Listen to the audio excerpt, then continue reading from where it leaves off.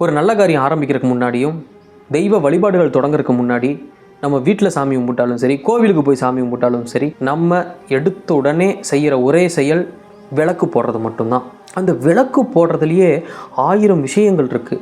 எந்த திசையில் விளக்கு போட்டால் என்ன பலன், எத்தனை முகம் விளக்கு போட்டால் என்ன பலன், அந்த எண்ணெய் என்னென்ன எண்ணெய்கள் பயன்படுத்தினால் என்னென்ன பலன் கிடைக்கும், இந்த மாதிரி நிறையா விஷயங்கள் விளக்கிலேயே வச்சுருக்காங்க நம்ம முன்னோர்கள். தீப ஒளியிலேயே ஞானம் அடைஞ்சவர்கள், முக்தி கிடைச்சவங்கன்னு நிறையா பேர் இருக்கிறாங்க. அந்த தீப ஒளிக்கு அவ்வளோ ஒரு மகிமை இருக்குது. அந்த தீப ஒளியில் தான் ஒரு மனிதனுடைய எண்ணங்கள், ஒரு மனிதனுடைய எனர்ஜி லெவல் எல்லாத்தையுமே ரொம்ப எளிமையாக ஹேண்டில் பண்ண முடியும்.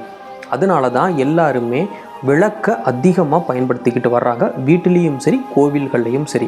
கோவிலில் போய் நம்ம விளக்கு ஏற்றுறதோட மகிமையே தனி மகிமை.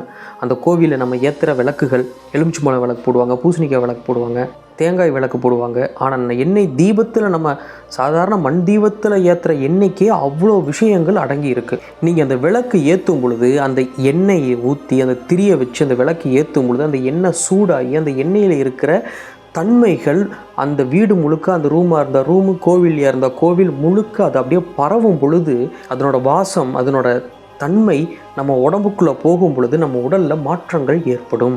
கர்மாக்களை சீர் செய்யும். ஒவ்வொரு எண்ணெயும் ஒவ்வொரு விஷயத்தை செயல்படுத்தி கொடுக்கும். இதை பற்றின இன்னும் முழு தகவல்களோடு ஒவ்வொரு எண்ணெயும் ஒவ்வொரு செயல்பாடுகளை சரி செய்து கொடுக்கும். ஒவ்வொரு எண்ணெய்க்கும் ஒவ்வொரு பலன் இருக்குது. அதை பற்றின விளக்கத்தோடு எந்த எண்ணெய்க்கு என்ன பலன் கிடைக்கும், எத்தனை முகத்தை ஏற்றணும், ஒரு முகம் எதுக்காக, 2 முகம் எதற்காக, எந்த திசையில் விளக்கு ஏற்றினா நல்லது, இதை பற்றின எல்லா தகவல்களையும் தெரிஞ்சுக்கணும்னா கீழே இருக்கிற ப்ளே பட்டனை கிளிக் பண்ணுங்கள். சேனல் நேமுக்கு கீழே ஒரு ப்ளே பட்டன் இருக்குது. இந்த ப்ளே பட்டனை கிளிக் பண்ணிங்கன்னா இதனுடைய எல்லா தகவல்களும் நீங்கள் பார்த்துக்கலாம். வீடியோவை கடைசி வரைக்கும் ஸ்கிப் பண்ணாமல் பாருங்கள். எல்லா பயனுள்ள தகவல்களும் அதில் இருக்குது. அந்த எண்ணெய் ஏன் அதுக்காக பயன்படுதுன்னு முதல் கொண்டு அதில் நான் சொல்லியிருக்கேன். நன்றி, வணக்கம்.